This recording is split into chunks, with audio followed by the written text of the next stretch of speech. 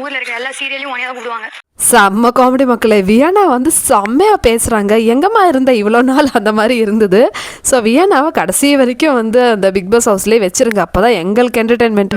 நான் வந்து வரும்போது சொல்லிட்டேன், எனக்கு என்ன கப்பி கொடுக்க போறீங்களா? வியானா சாந்திரா கிட்ட நடந்த கான்வர்சேஷன் தான் வந்து சொல்கிறாங்க. ஸோ திவ்யா, ரம்யா, திவாகர்லாம் இருக்காங்க. ஸோ செம்ம அப்பனா வந்து போட்டு கிழிக்கிறாங்க சாந்திராவை. இல்ல 50 லட்சம் கஷ்டத்துக்கு நான் எடுத்துன்னு போறேன். நீ பண்ணுறது எல்லாமே நடிப்பு. ஏதோ நீ எனக்கு காசு கொடுத்து நான் எடுத்துன்னு போகிற மாதிரி என்ன சொல்கிறியேன்னு சொல்லிட்டு சாந்திராவை வந்து கேட்குறாங்க வியனா. நான் எவிக்ட் பண்ணி தானே நீ வெளியில போனேன். ஐயம்மா சாந்திரா வந்து சொல்லியிருக்காங்களா வியனா கிட்ட, நான் ஓட்டு போட்டதுனால தானே நீ வந்து வெளியே போனேன்னு சொல்லும்போது, ஆமாம் இவங்க வந்து எவிக்ட் பண்ணி தான் வந்து நான் வெளியே போனேன், அவ்வளோ ட்ராமா பண்ணிகிட்ருக்கு இது உள்ளே இருந்து, இது வந்து என்ன சொல்லுது பாருன்னு சொல்லிட்டு வியனா வந்து இவங்ககிட்ட சொல்லி சிரிக்கிறாங்க.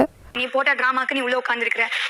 நீ எவ்வளோ ட்ராமா போட்டி உள்ளே உட்காந்துருக்க, அதெல்லாம் தெரியாதுன்னு நினச்சியே. ஏன்னா நம்ம எல்லாருமே பார்த்துருக்கோம்ல. ஸோ வியனா வந்து பாயிண்ட் மேலே பாயிண்ட் வச்சு செம்மையாக வந்து அடிக்கிறா. ஊர்ல இருக்க எல்லா சீரியலையும் உனையா தான் கூப்பிடுவாங்க. சாந்திரா நடித்த நடிப்புக்கு ஆஸ்கர் அவார்டே வந்து கொடுத்துடலாம். அந்த மாதிரி நடிச்சு அப்புறம் ஒருத்தர் விட்டு வைப்பாங்களா? ஊரில் இருக்கிற எல்லா சீரியலும் எல்லா படமும் உனக்கு தான் சொல்லிட்டு வியனா சொல்கிறாங்க. நீ வெளியே போகும்போது உன்னை வந்து நான் நினச்சிட்டு இருந்தேன்டின்னு சொல்லிட்டு சாந்திரா வந்த உடனே ஒரு பிட்டை போட்டிருக்காங்க. ஆனால் வியனா வந்து எப்படி நம்புவாங்க பாருங்க. ஏன்னா உள்ளே இருந்தால் நம்பியிருக்கலாம், இவங்க பாவம்னு போயிட்டு பின்னாடி போய் பேசியிருக்கலாம். ஆனால் இப்போ வெளியே இருந்து பார்த்துட்டு வந்தவங்ககிட்ட இந்த மாதிரி ட்ராமா செல்லுபடி ஆகாதுல்ல. பர்ஃபார்மன்ஸ் கம்மி பண்ணியிருக்கணுமே சாந்திரா.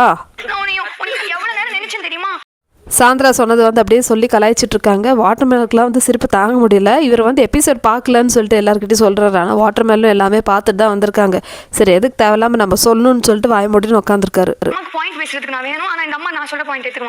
வியானா வந்து செம்ம பிளானிங்கில் வந்திருக்காங்க. வியானா இன்னைக்கு ரம்யா கிட்ட ஒரு விஷயம் சொன்னாங்க, நான் பாருக்கிட்ட ஃபோன் பண்ணி பேசுனேன்னு சொல்லிட்டு. ஆனால் வந்து சத்தமாக சொல்லலை. நானும் வந்து காதை வந்து ஊற்றுக்கே ஃபோனுக்குள்ளே தலையை விட்டு பார்க்கலாம், அந்தளவுக்கு வந்து நான் வந்து கவனிச்சிட்டு இருக்கேன். அப்போ கூட தெளிவாக வந்து பேசுறது கேட்கல. ஏன்னா இவங்க ரொம்ப ஸ்லோவாக பேசிட்டு இருந்தாங்க. அதுக்கப்புறம் இந்த கேமராமேன் வந்து இவங்களே வந்து ஃபோக்கஸ் பண்ணிட்டு இருந்தாங்களா, ஐயோ மாட்டிக்கிட்டோமான்னு சொல்லிட்டு இவங்க வேறு அந்த கேமராவை பார்த்துட்டு அப்படியே சைலண்ட் ஆகிட்டாங்க.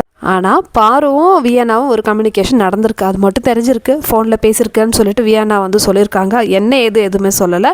ஆனால் ரம்யாலாம் வந்து இல்லைல்லப்பா நான் வந்து யார்கிட்டையும் பேசலை, எனக்கு பேச தோணலை, எனக்கு பேச பிடிக்கல அப்படின்னு சொல்லிட்டு ரம்யா சொல்கிறாங்க.